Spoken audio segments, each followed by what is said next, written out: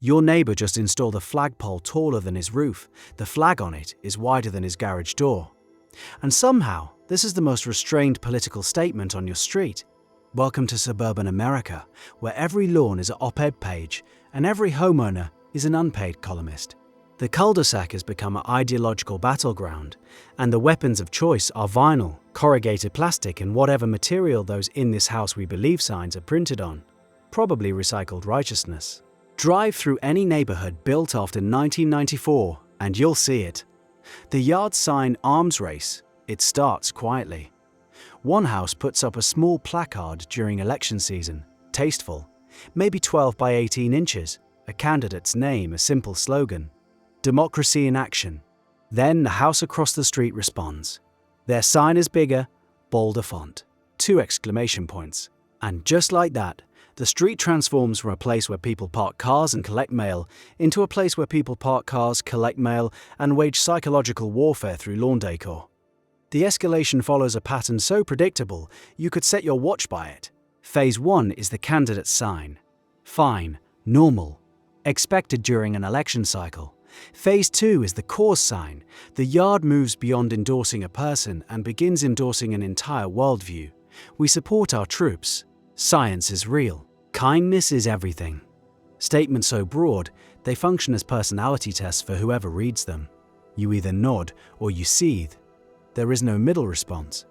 Phase 3 is the manifesto. You know the one. The poster-sized declaration that lists 7 to 12 beliefs in descending font size, starting with love and ending with a statement about water rights. In this house, we believe, followed by a stack of positions so comprehensive it reads like a party platform drafted by a book club.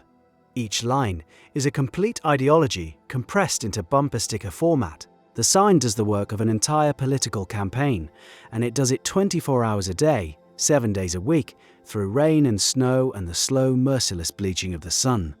Which brings us to the signs that have been there too long.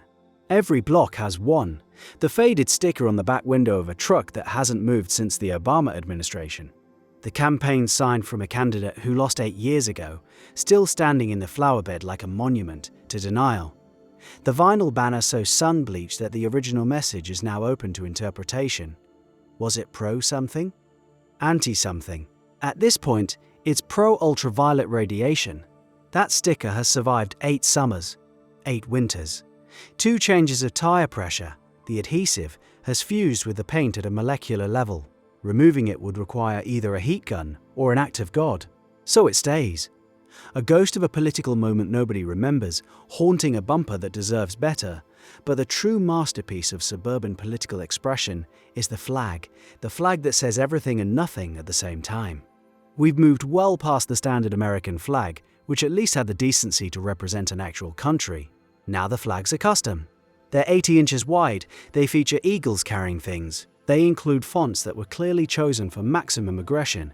Some of them have so many words printed on them that they function as billboards, which means your neighbor has essentially turned his front yard into commercial real estate for his own opinions. The flagpole itself deserves its own discussion. There was a time when a residential flagpole topped out at maybe 15 feet. Modest, respectful.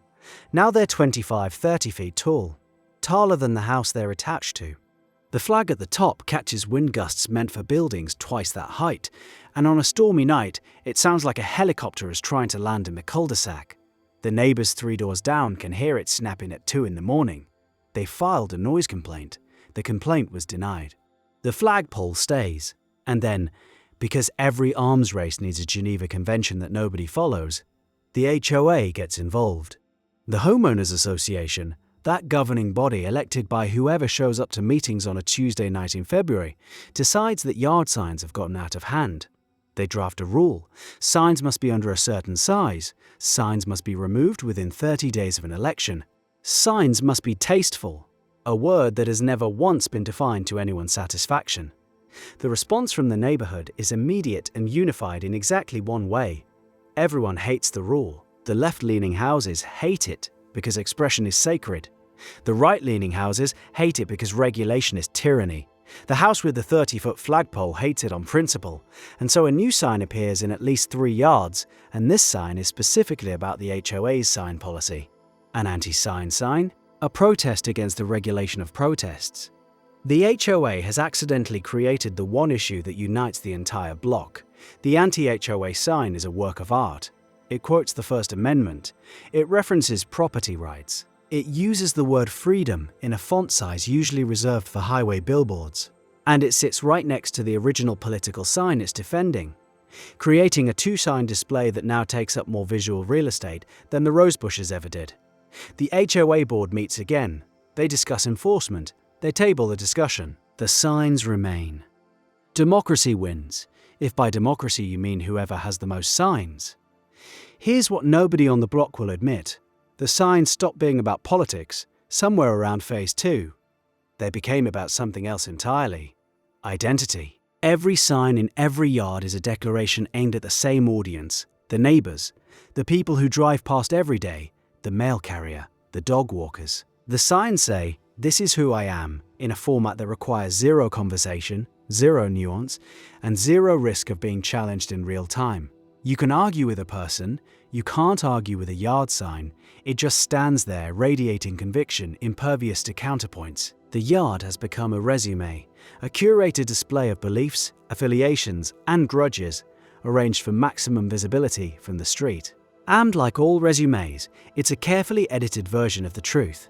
The family with the "kindness is everything" sign called the cops on their neighbor's graduation party last June. The house with the "Don't Tread on Me" flag has an immaculate lawn maintained by a landscaping crew that shows up every Thursday. The sign says one thing. The life behind it says something more complicated. But the sign is what faces the road, so the sign is what counts. The work ethic angle is the part nobody talks about. Maintaining a yard sign installation takes genuine effort. Faded signs must be replaced. Fallen stakes must be redriven into the ground after every storm. The flagpole needs maintenance. The OA letters need responses. One man on a street in Ohio reportedly spends 4 hours a month managing his yard's political display, repositioning signs for visibility, replacing weather-damaged banners, adding seasonal variations.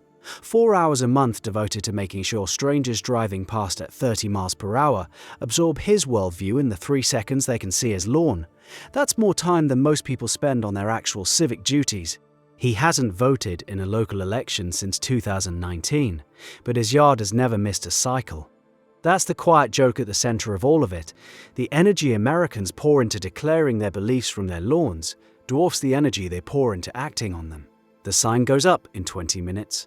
Volunteering takes a Saturday. The flag ships in 2 days with free delivery. Attending a town council meeting requires finding out when it happens, which apparently is the hard part. The yard says otherwise. Every sign is a proxy for participation, a performance of citizenship staged on a quarter-acre lot. And the audience, the neighbors, the delivery drivers, the joggers, they perform right back. They nod or they roll their eyes. They add their own signs or they keep their lawns empty, which in 22.6 is its own kind of statement. The blank yard is now countercultural. A lawn with nothing on it whispers something almost radical. Maybe my beliefs are between me and the ballot box, but blank lawns are losing. The signs are winning. They're cheaper than bumper stickers, more visible than social media posts, and unlike a tweet, they can't be ratioed. A yard sign stands in dignified silence, stating its case to every passing car and responding to criticism with the quiet confidence of an object that has no ears. So the next time you drive through a neighborhood and see a block where every house has staked its claim, the manifesto sign, the mega flag, the sun-bleached relic, the anti-AOA protest, remember what you're looking at. You're looking at a street full of people who found the one form of political engagement that requires no dialogue, no compromise, and no follow-through. Just a stake, some vinyl, and a patch of grass that used to grow tomatoes. The tomatoes were harder. They required watering.